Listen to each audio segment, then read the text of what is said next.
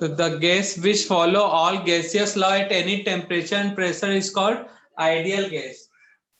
कौन सा गैस कहेंगे बच्चा? Ideal gas. नेक्स्ट है real gas.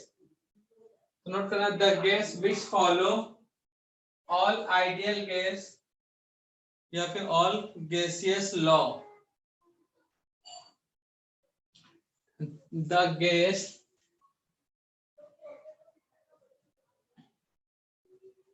which follow all gaseous law at high pressure, at low pressure and high temperature. The gas which follow all gaseous law at low pressure and high temperature is called real gas. तो जो gas ideal gas equation को follow नहीं करता और follow भी करेगा तो कब? लो प्रेशर और हाई टेम्परेचर, जो कि कभी भी हो ही नहीं सकते भाई। प्रेशर हाई करने पे टेम्परेचर भी बढ़ेगा, प्रेशर लो करोगे तो टेम्परेचर भी लो होगा। तो प्रेशर हाई करोगे तो टेम्परेचर बढ़ेगा, प्रेशर लो करोगे तो टेम्परेचर घटेगा। लेकिन यहाँ क्या बोल रहा है? लो प्रेशर है, टेम्परेचर क्या है? हाई। ऐसा कॉम्बिनेशन पॉसिबल है क्या बच्चा? ऐसा नो सर। कॉम्बिनेशन पॉसिबल है नहीं ना। तो कोई भी रियल गैस, जो कोई भी आइडियल गैस, रियल गैस मतलब जितने भी गैसेस हैं वो रियल में ही आते हैं। The gas which follow all gaseous law at low pressure and high temperature is called real gas. Note कर लो दोनों बातें।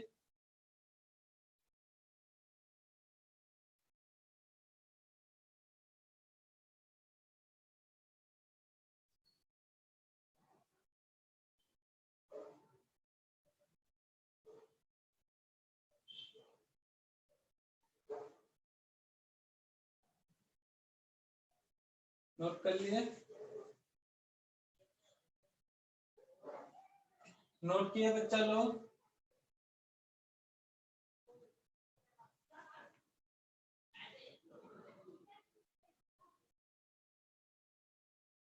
नेक्स्ट है कंप्रेसिबिलिटी फैक्टर। नेक्स्ट आपका कंप्रेसिबिलिटी फैक्टर, जिसको रिप्रेजेंट करते हैं जेड से। ये बताता है टाइप्स ऑफ, मतलब आइडियल रियल गैस और रियल गैस के भी टाइप्स के बारे में इंफॉर्मेशन देगा।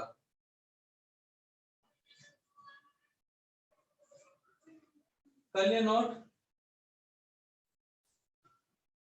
तो होता क्या है? The ratio between PV and NRT is called compressibility factor. The ratio between PV and nRT is called compressibility factor, and it is represented by Z. That means Z equal to PV upon nRT.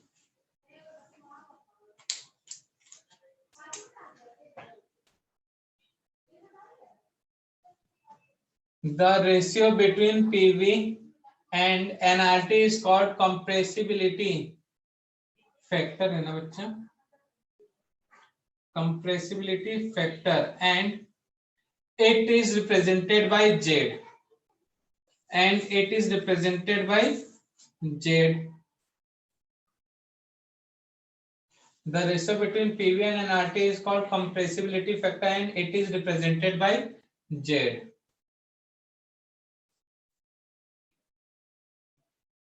For ideal gas क्या होगा बच्चा value?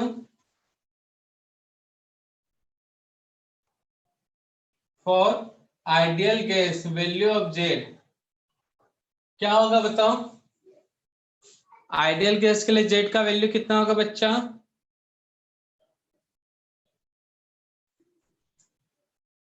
कोई बता सकता है class में ideal gas के लिए जेड का value? For ideal gas Z का वैल्यू कितना होगा? अरे भाई इतना सिंपल सा चीज कोई नहीं बता रहा है।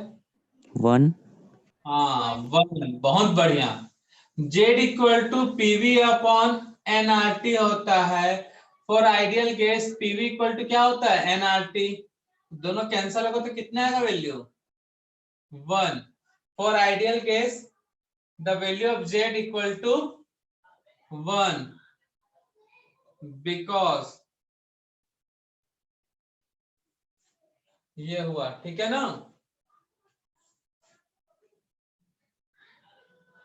क्लियर है? नोट डाउन करो जल्दी यहां तक। तो जो हमारा रियल गैस है बच्चा, रियल गैस में ये PV equal to nRT follow करता नहीं है भाई। तो एक कंडीशन हो सकता है पीवी ग्रेटर देन है एनआरटी, या फिर पीवी लेस देन हो क्या? एनआरटी। तो रियल गैस के लिए जेड का वैल्यू नॉट इक्वल टू 1 होता है। नॉट इक्वल टू क्या होता है? 1। तो रियल गैस टू टाइप का होगा, एक पॉजिटिव डेविएशन और negative type of real gas. Type of real gas, एक पॉजिटिव डेविएशन और एक negative deviation. Positive deviation and negative deviation. तो देखो यहाँ पे पॉजिटिव डेविएशन में फर्स्ट पॉइंट डेल्टा, डेल्टा बोलता हूं, कंप्रेसिबिलिटी फैक्टर मोर देन 1 होता है। नेगेटिव डेविएशन में कंप्रेसिबिलिटी फैक्टर लेस देन 1 होता है। कंप्रेसिबिलिटी फैक्टर लेस देन 1 होता है नेगेटिव में, और ये होगा मतलब इसमें पीवी और एनआरटी में कौन हाई है बच्चा, कौन लो है?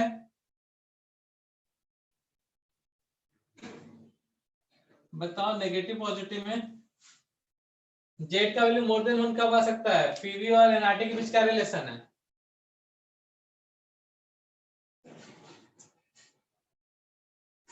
बोलो जल्दी। सर जब पीवी बड़ा रहा, पीवी क्या होगा? बड़ा होगा, क्योंकि जेड इक्वल टू क्या है बच्चा? PV upon NRT. ये वैल्यू ज्यादा आएगा तभी ना जेड का वैल्यू बढ़ेगा। पीवी बढ़ेगा तो जेड भी इंक्रीज होगा। तो PV greater than NRT. Negative में क्या होगा? Less than NRT. वॉल्यूम बड़ा कब होगा? मॉलिक्यूल्स के बीच अट्रैक्शन। पीवी ग्रेटर है, एनआरटी छोटा है, मतलब वॉल्यूम ज्यादा होगा। तो वॉल्यूम ज्यादा होगा तो अट्रैक्शन फोर्स मॉलिक्यूल्स के बीच हाई होगा या लो होगा बच्चा? किसी गैस लो। में अट्रैक्शन फोर्स हाई और लो से वॉल्यूम कैसे पता कर सकते हैं? वॉल्यूम बड़ा है तो अट्रैक्शन फोर्स हाई या लो? बोलो जल्दी।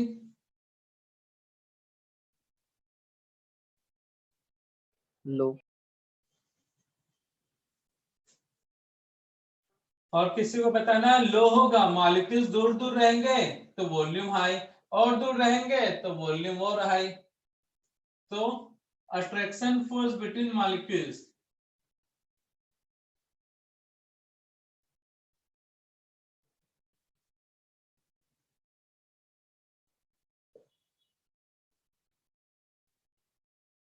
Is very low. यहां पे क्या होगा भाई?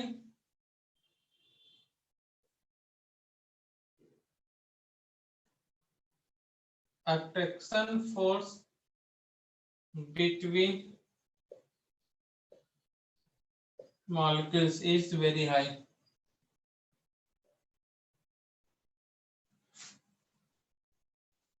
नोट करो ये तीनों point.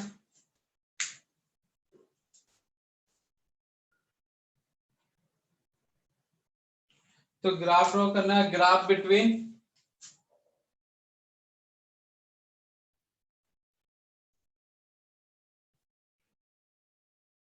Graph between Z versus pressure, the graph between Z versus pressure. इसमें दो बातें,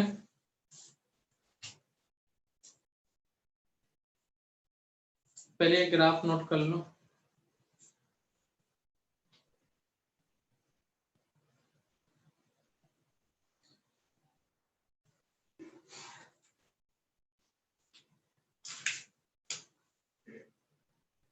ये ideal gas Z equal to 1 होगा सेकेंड,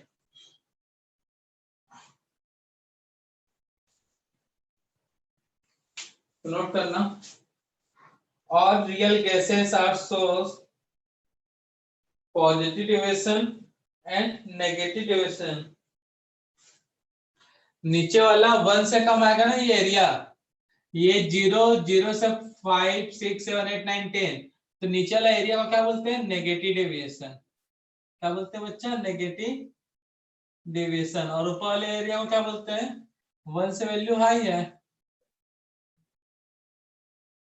पॉजिटिव डेविएशन। तो नोट करना, सबसे पहले graph, second all gases show positive deviation as well as negative deviation. All gases show positive deviation as well as negative deviation. When graph plotted between compressibility factor versus pressure, compressibility factor versus Kelvin, note कर लिया बच्चा लोग? Sir एक और बार बोलो। Repeat कर देते हैं, सुनना ध्यान से थोड़ा। all gases shows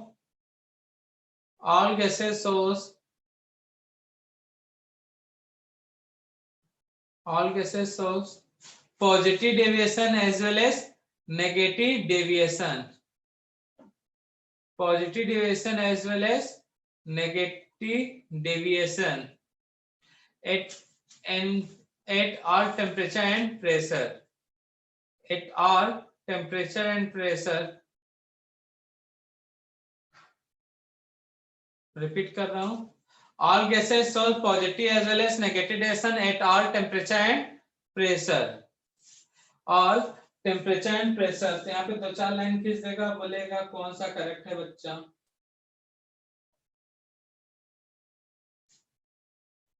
तो ये हमारा बीच वाला लाइन कौन सा बच्चा? LOC मतलब जेड वाला लाइन, जहां पे 1 होता है या PV इक्वल टू 1 कराया जाता है, मतलब NRT। ठीक है, तो जितने भी गैसेस हैं पॉजिटिव रिएक्शन शो करेंगे पॉजिटिव के साथ नेगेटिव, जितने भी गैस हैं पॉजिटिव रिएक्शन पॉजिटिव के साथ नेगेटिव। तो जितने भी डेविएशन, जितने भी गैस हैं उनके मॉलिक्यूल्स का जो कंप्रेसिबिलिटी फैक्टर है वो तो या तो जेड से ज्यादा, मतलब पॉजिटिविटी ज्यादा है, या फिर नेगेटिविटी क्या है? कम। पॉजिटिविटी क्या है? हाई, नेगेटिविटी क्या है? कम। तो यहाँ पे क्वेश्चन बनता है कौन सा गैस ऊपर रहेगा? सबसे ज्यादा ऊपर होता है हाइड्रोजन गैस, सेकंड में होता है हीलियम, ठीक है, हाइड्रोजन गैस, मीथेन गैस, और थर्ड में क्या है? हीलियम।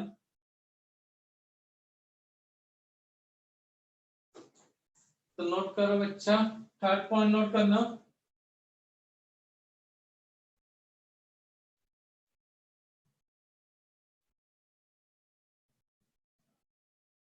नोट किया?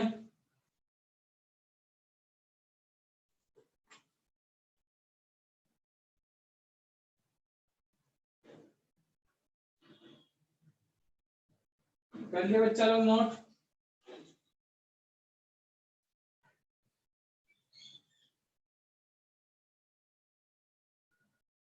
बेटा नोट हुआ?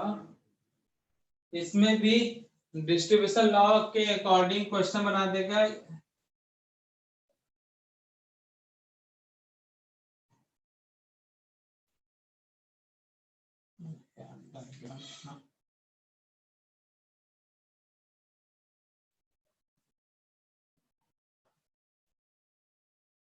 T1, T2, T3.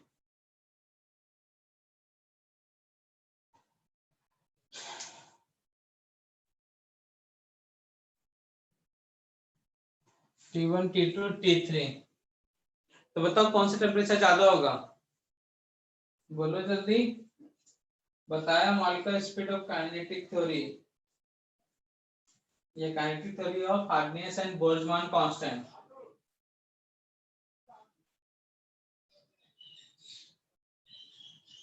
बोलो जल्दी।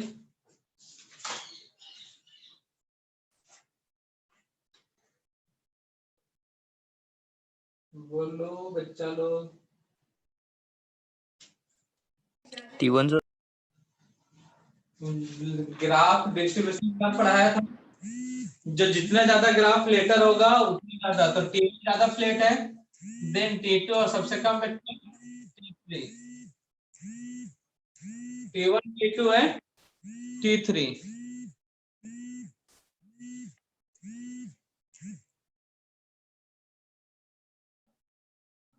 T1 T2 है, T3। ठीक है ना बच्चा, नोट कर लो। ये टेम्परेचर वाला भी क्वेश्चन पूछ सकता है। नेक्स्ट नोट करना,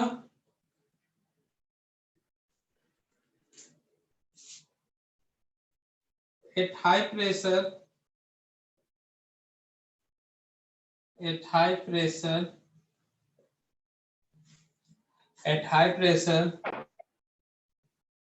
at high pressure, the gases shows positive deviation.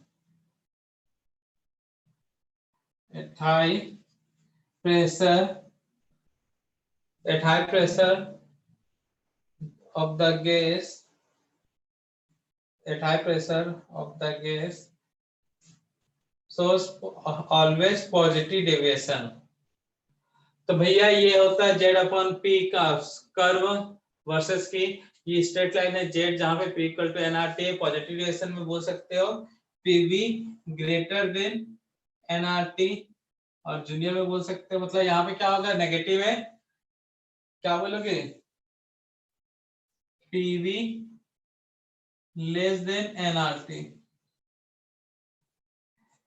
ठीक है, पॉजिटिव ड्यूरेशन के साथ नेगेटिव ड्यूरेशन भी शो करता है, मतलब ऊपर की ओर नीचे की भी ओर। अगर नेगेटिव ड्यूरेशन शो कर रहा है, तीन अलग अलग कर्व है, तो जो कर्व ज्यादा फ्लैट होगा उसका क्या मान लोगे भाई, टेम्परेचर उतना ही हाई है। ये कंप्रेसिबिलिटी फैक्टर था, उससे रिलेटेड ग्राफ नोट डाउन करो,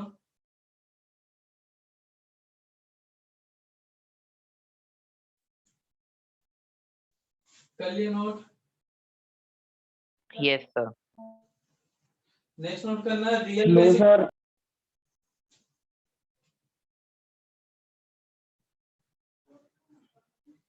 नेक्स्ट है रियल गैस इक्वेशन, नेक्स्ट है रियल गैस इक्वेशन।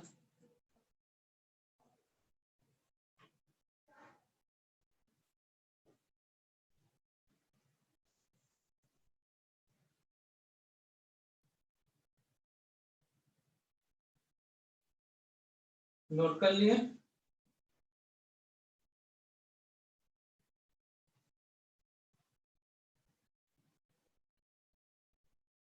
नोट कर लिए बच्चा लोग। Yes.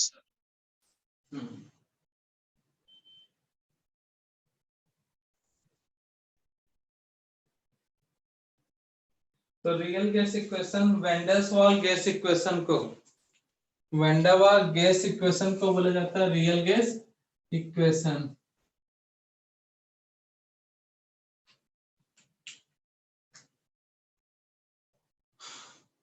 वैंडरवाल gas equation,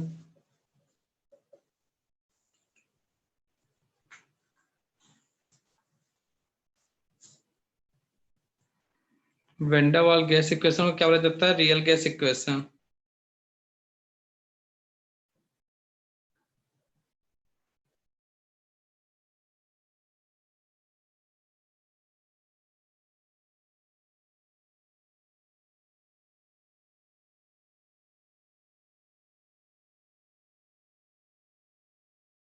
The van der Waals gas equation is called the van der Waals